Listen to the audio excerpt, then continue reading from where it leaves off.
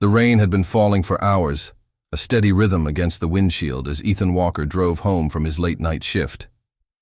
Chicago's streets glistened under the glow of passing headlights, the world quiet except for the hum of his tired engine. Ethan's mind wandered. To the silence waiting for him at home, to the conversations that no longer happened, to the way life had turned into a cycle of saving strangers but losing pieces of himself. Then, through the curtain of rain, he saw it, a twisted shape near the guardrail. A police cruiser, its front end crushed, smoke curling into the dark sky. Without thinking, Ethan slammed the brakes, leapt out, and sprinted toward the wreck. The smell of fuel hit him instantly. "Hello, can you hear me?" he shouted, pulling open the driver's door. Inside sat a man in uniform, blood running down his arm, barely conscious. His radio crackled, but there was no response. Ethan's training took over. He cut the seatbelt, checked for a pulse, and pressed his hand against the wound. The man's eyes flickered open, hazy with pain. "Stay with me," Ethan said firmly. "You're going to be okay." The man's voice was faint, barely audible over the rain. "You saved me." Then his head fell back and the world went still. Hours later, the hospital was quiet except for the distant beeping of monitors. Ethan stood beside the bed of the same man, Officer Ryan Cole. He wasn't sure why he stayed after his shift ended. Maybe it was guilt, maybe curiosity, or maybe it was something in Ryan's face. The calm, even in unconsciousness, the strength beneath the bruises. He found himself returning the next morning, bringing coffee for the nurses and checking in, pretending it was part of his duty. When Ryan finally woke, his voice was hoarse but steady. "You're the paramedic, right?" he asked. Ethan nodded. "Yeah, you had quite a crash." Ryan's lips curved into a faint smile. "Guess I owe you one." Ethan shrugged, looking down. "Just doing my job." But he didn't leave. They talked for a while. Small things.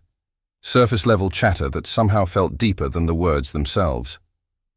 Ryan's humor was dry, his eyes steady, and his gratitude genuine. For the first time in a long while, Ethan felt noticed. Days turned into a week. Ethan's visits became routine. Laura, his wife, noticed. "You've been quiet lately," she said one evening as she poured him coffee. "Everything okay at work?" "Just long hours," Ethan replied, forcing a smile. She nodded, distracted by an incoming email, and he realized how much distance had crept between them. The next day, Ethan found himself outside Ryan's hospital room again. Ryan was sitting up, staring out the window at the drizzle beyond. "They're discharging me tomorrow," he said without turning. "Still can't believe I walked away from that crash." Ethan smiled faintly. "You're tougher than you look." Ryan glanced over, a hint of amusement in his tired eyes. "You calling me weak, Walker?" Ethan chuckled. "Just saying most people wouldn't be joking a week after surgery." There was a pause, the kind that felt too comfortable for two men who had just met. Then Ryan said, quieter this time, "I don't remember much from that night. Just your voice, you telling me to stay with you. It's strange how some words stick." Ethan's throat tightened. He wanted to say something, but before he could, a nurse walked in, breaking the moment. He said goodbye, but his footsteps felt heavier than they should have. The following day, when Ryan was discharged, Ethan offered to drive him home. Ryan protested at first, but eventually agreed. The ride was mostly quiet, broken only by the wipers brushing away the drizzle. When they pulled up outside Ryan's apartment, Ryan lingered, his hand resting on the door handle. "You ever feel like your life's moving on its own, like you're just watching it happen?" Ethan hesitated, the question hitting too close. "Every single day," he admitted. Ryan nodded, a small smile forming. "Guess we both needed saving that night." Ethan didn't answer. He just watched as Ryan stepped out into the gray afternoon, limping slightly, but standing tall. For a moment, Ethan thought about asking for his number or saying something meaningful, but instead he simply said, "Take care, officer." "Ryan," he corrected softly. "Just Ryan." As Ethan drove away, he couldn't shake the feeling that something had shifted, something invisible but undeniable. The sound of rain filled the car again, soft and endless, like the rhythm of a story just beginning. When he got home that night, Laura was asleep on the couch, the TV flickering faintly in the dark. Ethan stood there for a long time, watching her, realizing how far apart they'd drifted without ever really noticing. He went to bed quietly, staring at the ceiling as the rain continued to fall outside. He told himself it was nothing, that Ryan was just another life he happened to save. But deep down, in the quiet space between heartbeats, Ethan knew better. Something about that night, about the man he'd pulled from the wreck, had awakened a part of him he'd forgotten existed, the part that still wanted to feel alive. And though he didn't yet understand why, he couldn't stop thinking about the way Ryan had looked at him, even for that brief moment, like he was more than a stranger, more than a savior. Like he was someone worth seeing. Weeks passed and the city moved on. But something inside Ethan hadn't. Every morning felt heavier, every shift longer, as if a part of him had been left behind the night he rescued Ryan. He told himself it was just empathy, a paramedic's instinct to care. But deep down, he knew it was something else. When Ryan texted to thank him again for everything, Ethan smiled at the screen longer than he should have before replying, "Glad you're healing. Take it easy out there." They started messaging more often. A photo of Ryan's dog, a joke about hospital food, small things, harmless things, until they weren't. Ethan found himself checking his phone during work breaks, waiting for messages that made him feel lighter, younger. For years, he'd gone through the motions of life, steady but unfulfilled. But now, there was someone who noticed when he didn't sound okay. One afternoon, Ryan invited him for coffee. "You've done enough for me. Let me buy you a cup," he said. Ethan hesitated, but went anyway. They met at a small cafe by the river, a quiet spot with fogged-up windows and the smell of roasted beans. Ryan smiled when Ethan walked in, looking healthier, the bruises fading but the softness in his eyes still there. "Didn't think you'd actually come," Ryan said. "Didn't think you'd actually remember," Ethan replied with a small grin. They talked for hours, about their jobs, about the pressure of always being the one people rely on. Ryan admitted he'd been through a rough breakup a few months before the crash. He said he couldn't handle the uncertainty, Ryan said quietly. "Never knowing if I'd come home at night." Ethan nodded. "My wife's kind, smart, but I don't think she sees me anymore." Their eyes met, and for a moment, the world outside seemed to fade. There was no flirtation, no touch, just two men sharing an honesty neither had dared speak aloud in years. When they parted, Ryan said softly, "You know where to find me if you ever need to talk." Ethan drove home, the city lights reflecting in his eyes. He told himself it was just friendship. He was helping a man recover, that's all.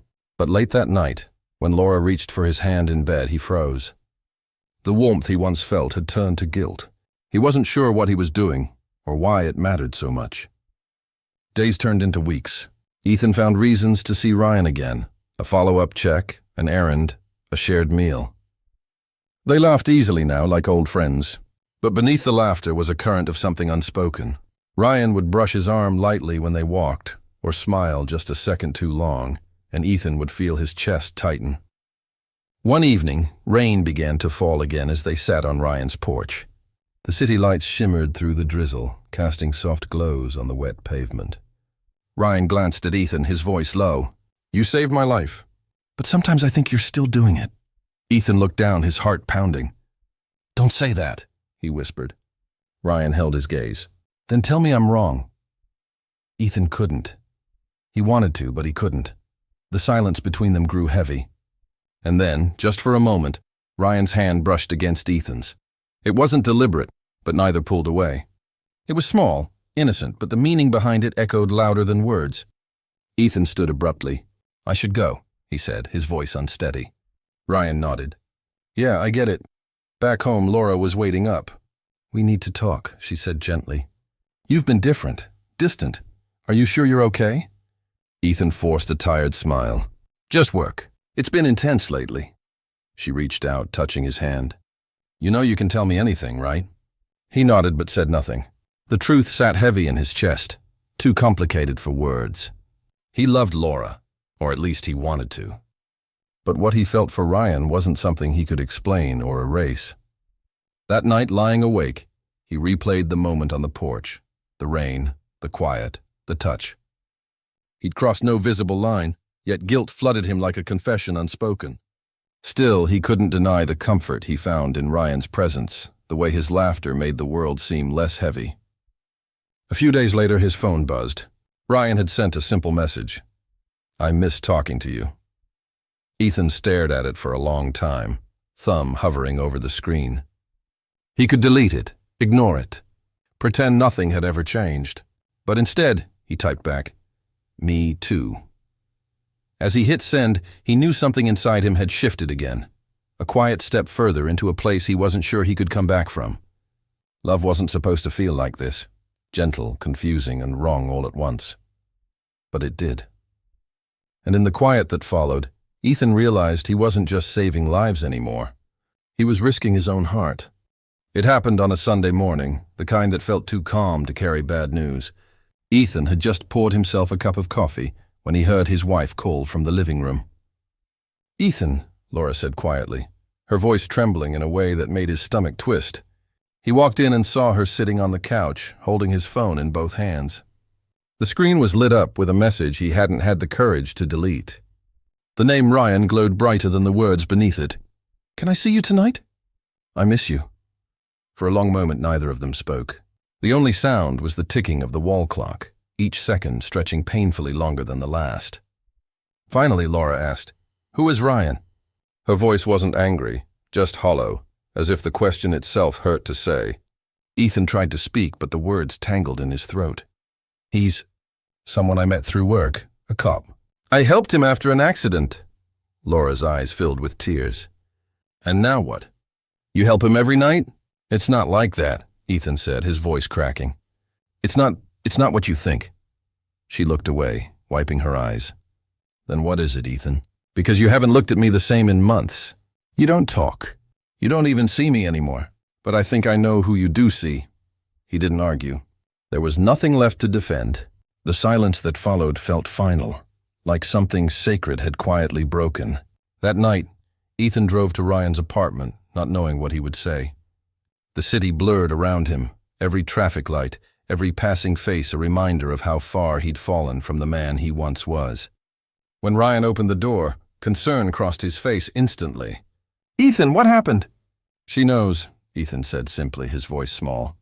Ryan stepped back, guilt washing over his features. "I'm sorry," he whispered. "I never wanted to cause this." Ethan shook his head. "It's not your fault.